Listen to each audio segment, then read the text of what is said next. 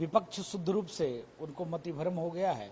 हम लोग शुरू से कह रहे थे जनादेश का सम्मान आपको करना पड़ेगा। जनता जिस प्रकार से मोदी के पक्ष में मतदान किया, जिसका परिणाम स्वरूप है कि मैं जनता जनार्दन को साधुवाद देता हूं सिद्धपीठ हनुमानगढ़ी से, हनुमान जी महाराज की तरफ से, कि आपने चुनाव किया, सुंदर चुनाव किया और अच्छे लोगों का चुनाव किया, जिसका परिणाम स्वरूप है कि आज इस प्रकार से पूरे देश में मोदी के नेतृत्व में सरकार बनने के लिए जा रही है। विपक्ष अभी तक रोना रो रहा था कि बीजेपी नहीं आ रही है, मोदी को भगा दो, राम काल्पनिक है, राम मंदिर तोड़ देना है, क्या क्या ये लोग कहते थे। चिकित्सा, शिक्षा, रोजी रोजगार पे वार्ता ही नहीं करते थे, राम मंदिर बेकार है। तो जिसने कहा राम मंदिर बेकार, आज वो बेकार। जनता चिकित्सा, शिक्षा, रोजी रोजगार, सनातन धर्म, संस्कृति, हिंदू हिंदुत्व के साथ आगे बढ़ रही थी, आगे बढ़ी, मोदी जी की सरकार बन रही। महाराज क्या लग रहा है जो नतीजे आ रहे हैं 4 तारीख को, उससे कितना अच्छा होने वाला है? हाँ, हम लोग तो शुरू से कह रहे थे, विपक्ष ही तो चिल्ला रहा था, विपक्ष कह रहा था कुछ नहीं, 100 सीट में हम मोदी जी को निपटा देंगे। और हम लोग कह रहे थे कि 150 सीट में विपक्ष को निपटा देंगे।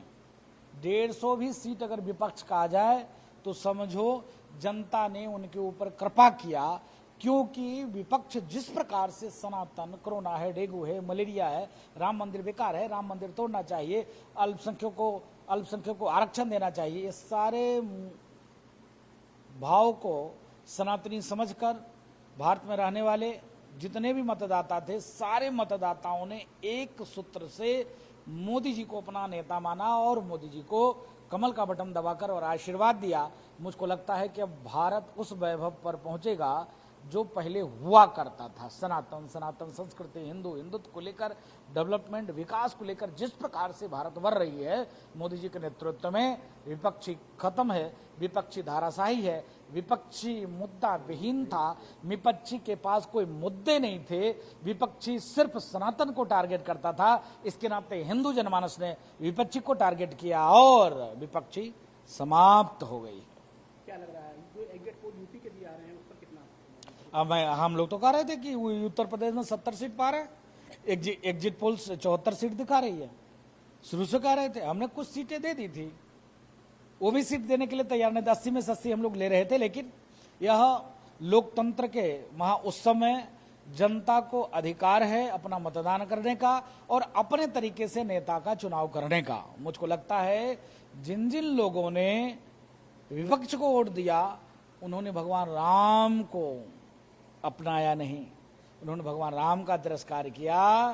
और उनको मनन करना पड़ेगा कि किसने राष्ट्र के लिए, किसने सनातन के लिए, किसने संस्कृति के लिए कार्य किया है, उसको मतदान करना चाहिए था। लेकिन आपने विपक्ष को कहीं कहीं आपने मत अपना प्रदान किया, ये अच्छी बात है, लेकिन आपको पुनः मैं निवेदन करूंगा कि चलिए विकास में आप सहयोग किए, कोई दिक्कत नहीं है, मोदी जी के नेतृत्व में सरकार बन रही है। और मुझको लगता है ये बहुत चौंकाने वाली है, क्योंकि विपक्ष शुरू से विपक्ष लगा हुआ था कि मोदी जी को खत्म कर देना है, मोदी जी को निपटा देना है, बीजेपी की गवर्नमेंट नहीं बन रहा है। हम लोग शुरू से कह रहे थे इस बार 400 पार के साथ पुनः मोदी जी की सरकार बन रही है।